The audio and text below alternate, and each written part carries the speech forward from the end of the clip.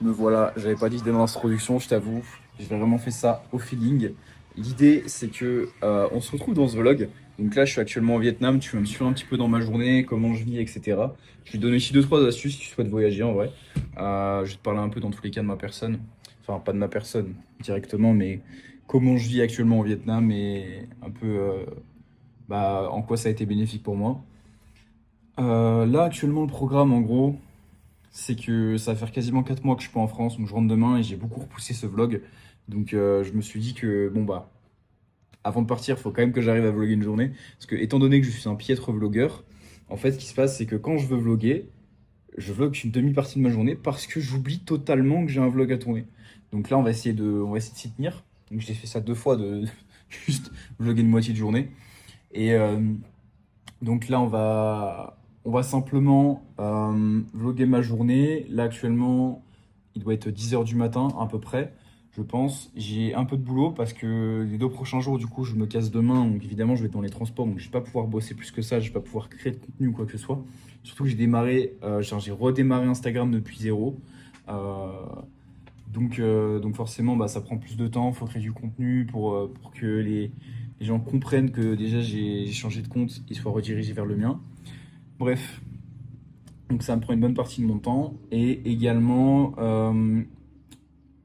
donc ça me prend plus de temps. Là, le programme de la journée est 10 heures, donc je vais créer un peu de contenu. Dans tous les cas, il y a un décalage horaire avec la France de 5 heures, donc dans tous les cas, je peux pas trader à cette heure-là. Et ensuite, je vais aller dans le centre, je pense. Je t'emmènerai également, je pense que j'irai prendre un café avant de bouger dans le centre. Parce que là, je suis vraiment dans un tout petit village vietnamien. En fait, il n'y a pas du tout d'Américains ni d'Européens ou quoi que ce soit, ou très très peu. Par rapport à Bali, par exemple, parce que enfin, si tu me suis un peu, tu sais que ça fait quasiment 4 mois que je suis à l'étranger. Donc j'ai fait un mois en Thaïlande donc pour un camp d'entraînement. J'ai fait également 2 mois à Bali avec des amis à moi. Donc là, c'était beaucoup plus fancy, beaucoup plus, voilà, on va dire, quotidien de digital nomade. On était dans la trend, très clairement. Euh, et là, du coup, je suis parti un peu prendre un break solo pendant une dizaine de jours. De base, je devais rester un peu plus longtemps, mais j'avais l'envie de retourner en France. Et j'ai pris mes billets, tu vois, hier pour dans 2 jours, quoi, pour demain. Donc, et juste en fait, le shift de te dire que tu peux le faire, je t'invite un jour à le ressentir. Parce que prendre des billets la veille pour le lendemain, etc., c'est quelque chose que je fais régulièrement quand je voyage. Et d'ailleurs, si toi, du coup, tu as envie d'expérimenter un petit peu ce truc de voyager, même si tu vis pas encore de ton business ou du trading, euh, ce que je t'invite à faire, en fait, c'est de simplement, voilà, tu mets assez de sous de côté pour pouvoir être tranquille dans ta tête, dans ton esprit, et, euh, et tu pars à l'étranger, 15, 20, 30 jours ou plusieurs mois, et, euh, et tu goûtes à ce lifestyle, en fait. L'idée, c'est que tu goûtes. Et en fait, tu vas avoir la sensation amère de te dire, putain, je dois retourner à ma réalité. Et ta réalité, en fait, elle fait pas tant kiffer que ça, ou en tout cas pas tant que ça. Et ça peut te créer une sorte d'inconfort qui va être totalement bénéfique pour pouvoir te faire avancer. Donc, essaye, tu vois, si ça marche pour toi. Ça peut marcher. Donc, voilà. Crée des courtes périodes de temps où tu t'octroies justement ce que tu désires. Et ensuite, tu te le retires. En fait, ça va créer un manque. On peut pas créer du manque à partir de ce qu'on connaît pas. On peut simplement créer du désir, mais créer un manque, c'est plus puissant que créer un désir. Enfin bref, tu m'auras compris. Euh, voilà, c'est à peu près tout. Programme de la journée, du coup, comme je te l'ai dit, là, on va bosser. Ensuite, on va aller prendre un café. On va aller dans le centre. Je vais sûrement peut-être faire une rando. Je vais voir un peu ce que peuvent me donner les marchés, mais de ce que j'ai regardé ce matin, ça va être compliqué de trader, je pense, aujourd'hui, parce que le marché ne risque pas de me donner d'opportunités, je pense. Je vais pas être mauvaise langue, ça se trouve, il me donner une opportunité, mais il faudrait qu'il retrace vraiment beaucoup, beaucoup. Et il a fait un très gros mouvement hier, donc à voir.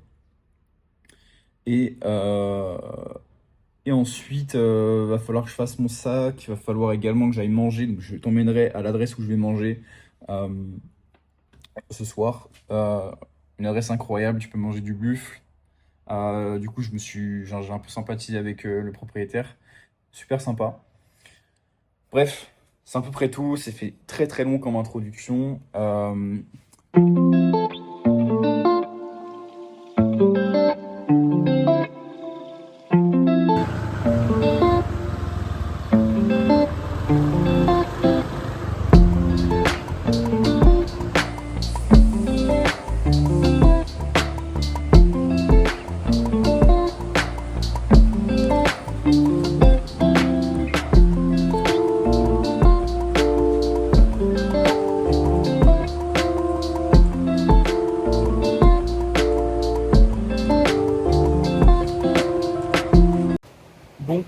coup dans un café après avoir travaillé un petit peu. Là juste, là, je t'ai montré dans tous les cas le lieu vraiment très très cool, très posé.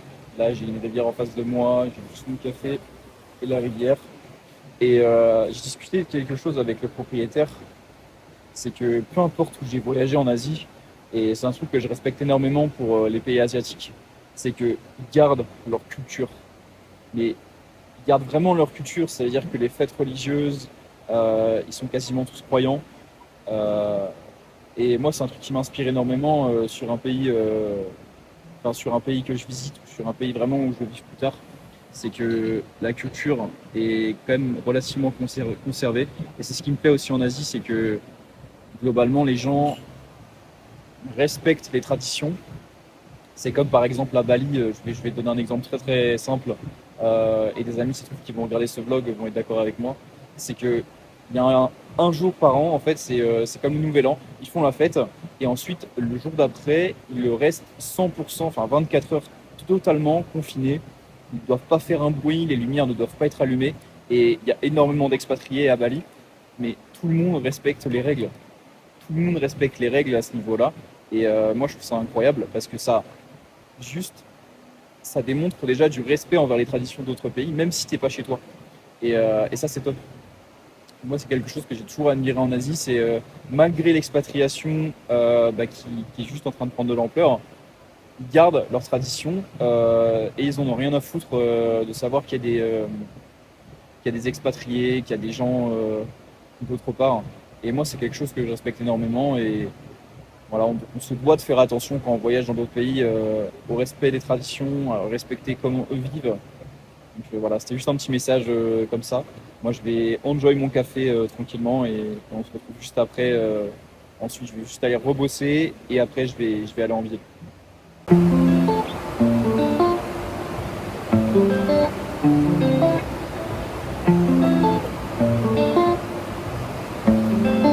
Bon, petite update de ce vlog, tu vois, j'avais carrément oublié de vlogger.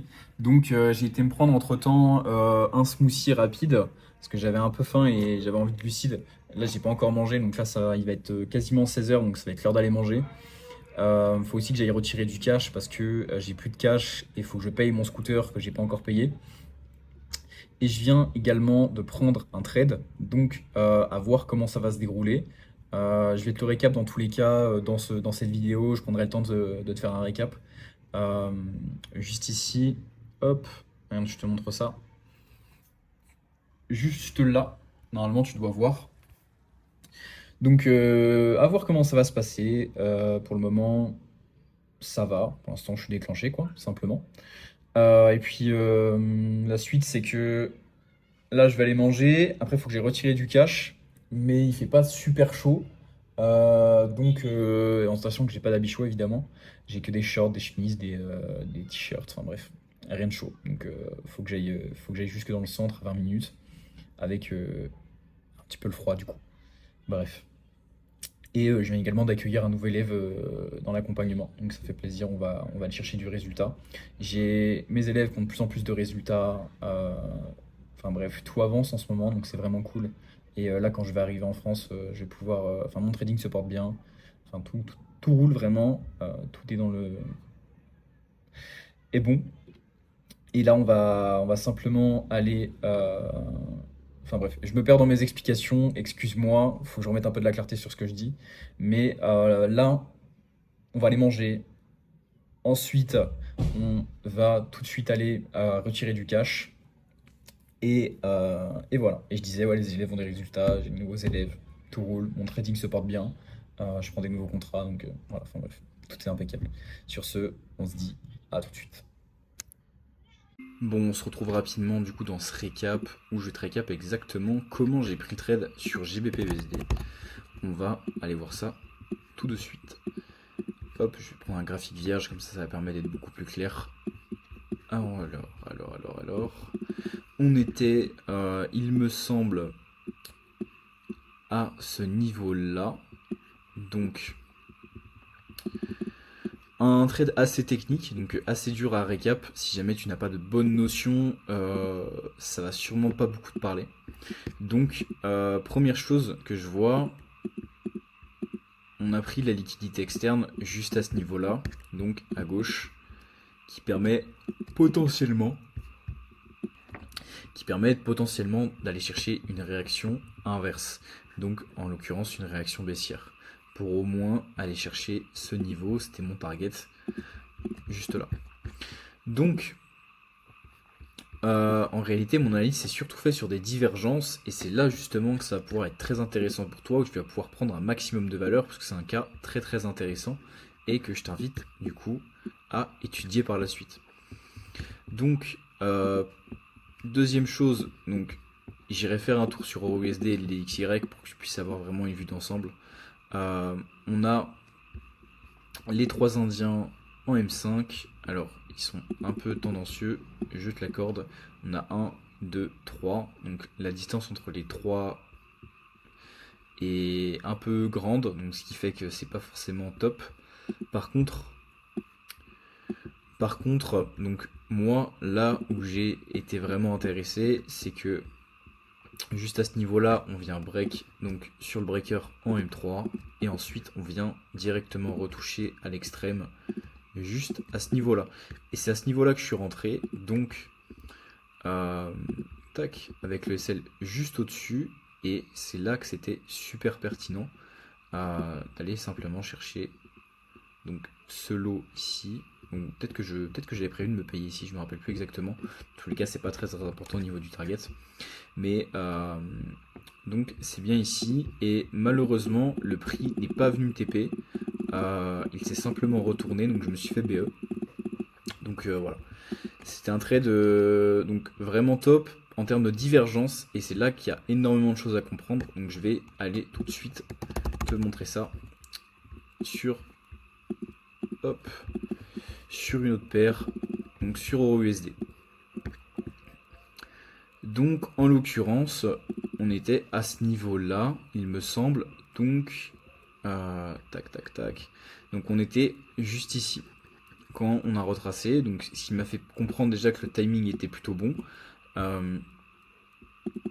Et ensuite, on avait donc la même configuration, les 3 indiens. On avait une SMT parce qu'en fait, GU avait pris ce high, tandis que EU ne l'avait pas fait. Et juste ici, du coup, on a un FTL donc, qui est précédé par une liquidité externe, donc qui respecte totalement ce modèle, comme tu le sais, si tu me connais, internal to external. Le HTF, globalement, il n'est pas incroyable, mais je m'attendais à ce qu'on vienne au moins prendre cette liquidité externe avant de se barrer. Donc c'est pour ça qu'également, j'ai essayé de vendre ici. Donc ça, c'était les confirmations, les divergences que je pouvais trouver avec EURUSD. Maintenant, on va aller voir sur le DXY. Avec le DXY, globalement, on a laissé des equals. Donc ça c'est quelque chose à noter pour l'avenir. Potentiellement aller chercher un buy d'ailleurs. Enfin, un sell, pardon. Donc ça correspondait également à ici. Et pareil, ça aurait pu servir parce qu'il y avait une entrée sur EU également. En termes de timing d'entrée, on voit juste ici que le prix, tac, il prend la liquidité externe à ce niveau-là, il se barre. Moi, j'ai dû rentrer sur celui-là, il me semble, sur GU, donc qui correspondait au FTL sur mon M3 ou M5 à l'intérieur. Et donc, simplement, le timing était bon, donc j'avais vraiment une bonne entrée. Malheureusement, j'avais juste pas le bon biais, et en réalité, c'était une entrée un peu risquée, donc je suis pas du tout déçu de m'être fait BE. Voilà, c'était pour simplement récap un peu le trade que j'ai pris aujourd'hui. Et dans tous les cas, on va arriver à la fin de ce vlog, et je vais simplement reprendre mon téléphone pour pouvoir te vlogger la dernière partie de cette journée. Bon petit repas, salade de fruits juste là, ici 6 œufs, et là du buffle avec des cacahuètes et du riz vert. Enfin, c'est du riz avec des qui met des, je sais pas ce qu'ils mettent en vrai dedans, il faudrait que je demande. Mais voilà le repas, premier repas de la journée. Et après, je t'emmène dans tous les cas en balade en scooter pour les retirer du cash en ville. Let's go.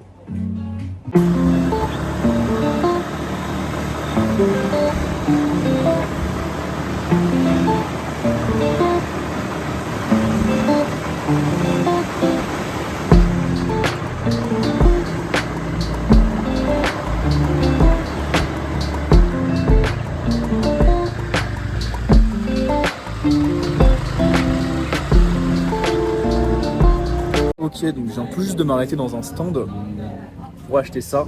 Je crois que c'est du marron de ce que j'ai compris à l'intérieur. C'est super bon, c'est un banger. Là, je vais aller m'acheter du lait et après, je vais rentrer au bercail. Il faut que je fasse mon sac pour demain et que je finisse de travailler. Voilà. Bon, mes derniers instants, on va dire, dans ce vlog et au Vietnam également. Parce que là, il est actuellement 22 h, je pense. Dans tous les cas, je vais travailler assez tard, hein, comme j'ai l'habitude de le faire. Et dans tous les cas, j'ai un bus demain, en gros, qui fait... parce que je suis tellement dans la campagne qu'il n'y a pas de train, il n'y a pas de... En fait, il n'y a rien d'autre à part des bus pour retourner en ville. Et c'est à 6 h. Donc j'ai 6 heures de train demain. Donc voilà, ça va être assez drôle. Ça se trouve, je te le vloguerai en vrai si jamais j'ai un élan de spontanéité à ce moment-là. Bref, l'idée c'est que là, il me reste mon sac à faire, également finir la création de contenu pour le reste de la semaine. Et j'ai pris un BE du coup aujourd'hui. Soit je te l'aurais déjà mis dans le vlog, le récap, soit je l'ai pas encore fait. Et dans ce cas-là, bon, bah, je te le mettrai juste après. Et voilà, encore du boulot. Parce que là, globalement, par rapport à ce qu'on voit de ma chambre, je ne pars pas, quoi. Je ne pars pas demain. Donc, bon, c'est tout moi. Je ne prévois absolument rien dans ma life. Faut bien le savoir. Je ne suis pas quelqu'un d'organisé. Donc, là, il me reste plus qu'à tout ranger, faire mon sac. Et on est parti demain à 7 h du matin. Il y a le taxi qui vient me chercher juste devant l'hôtel. Voilà. À tout de suite.